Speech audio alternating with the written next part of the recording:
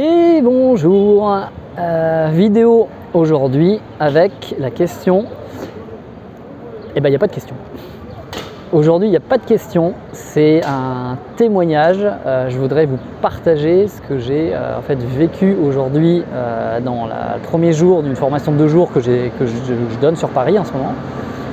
Et la surprise est déjà la surprise qui s'est produite pour moi, c'est que c'est une formation en inter. Alors pour ceux qui ne connaissent pas la différence entre inter et intra, en inter c'est qu'en fait il y a des formations qui sont au catalogue avec des dates de fixées dans l'année, plusieurs dates, et les entreprises envoient 1 ou parfois 2 salariés faire une formation. Et donc dans ces sessions de formation, on retrouve des personnes de différentes entreprises, de différents milieux, donc il y a une richesse. Les personnes partagent sur ce qu'ils vivent au quotidien et c'est riche parce que en fait elles entendent de la bouche d'autres personnes qu'elles ne connaissent pas des points communs dans ce qu'elles vivent au quotidien. Déjà c'est riche. Mais là je vois sur la liste en fait que dans les personnes, il y a 3 personnes qui viennent de la même entreprise. Alors déjà ça c'est pas commun, surprise, parce que c'est m'arrivé d'en avoir 2, mais 3, ok. Et ça peut arriver qu'il y en ait 3, mais c'est des personnes qui en général viennent de villes différentes, quand c'est des grosses sociétés, donc elles ne se connaissent pas. Et puis en général, quand c'est plusieurs personnes comme ça qui se connaissent, elles payent de l'intra, c'est-à-dire que plutôt que payer par personne, ce qui coûte plus cher, l'entreprise paye une session pour que la formation se fasse dans leurs locaux et envoie pour maximiser la rentabilité, pour rentabiliser le prix de la formation, pour le même prix, envoie un maximum de personnes en formation. Bref. Donc la surprise, c'est de l'inter, ils vont payer, l'entreprise paye par tête, et 3 personnes arrivent. Ces 3 personnes arrivent ce matin et en fait elles se connaissent. Je dis mais vous vous connaissez? Puis elles rigolent et puis elles disent c'est plus qu'on se connaît, c'est qu'on travaille dans le même bureau en fait. On est dans la même équipe. Je dis mais pourquoi vous n'avez pas pris de l'intra? Et en fait il y a une des personnes qui me disent moi j'ai défendu auprès de la direction que ça soit de l'inter de telle façon à ce qu'on puisse sortir de notre environnement de travail, que ce soit plus simple, plus varié et de rencontrer d'autres personnes qui ne sont pas de la même entreprise. Alors chapeau, d'autant plus que la personne qui m'a dit ça, en fait c'est le manager, c'est-à-dire qu'il est venu, lui, en même temps que 2 des personnes de son équipe.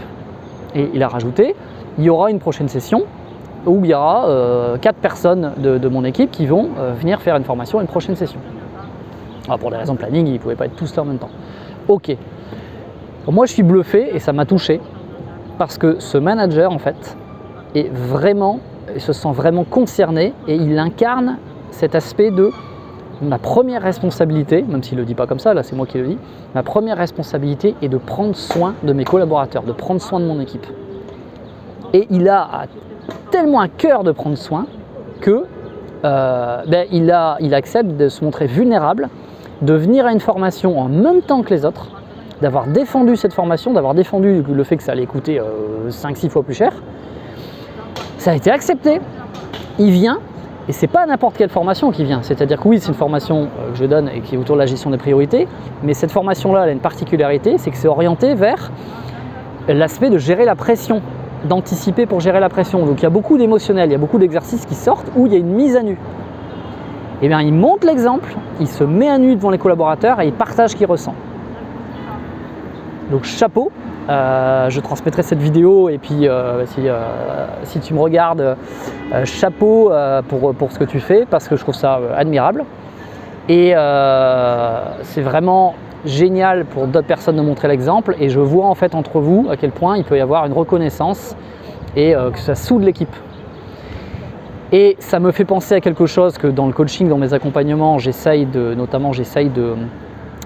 à quoi j'essaye de contribuer, qui rejoint une citation d'un psychologue américain, Dr. Schultz, qui a beaucoup travaillé dans les entreprises et qui se posait la question de qu'est-ce qui rend une équipe performante. Et je ne sais plus la citation exacte, mais il se pose la question, est-ce que c'est le fait d'avoir un bon chef? Est-ce que le fait de fixer des objectifs, est-ce que c'est le fait de fixer des objectifs cohérents? Est-ce que c'est le fait de pouvoir partager, d'être organisé, de travailler en équipe? Et en fait, il en arrivait à la conclusion qu'en fait, une équipe performante, c'est une équipe qui est capable de partager en groupe ses émotions, ses besoins et d'accepter de renoncer, d'avoir raison a priori. Et ces personnes-là incarnent ça. Donc chapeau, et moi je trouve ça génial et ça me donne encore plus la motivation de faire le métier que je fais.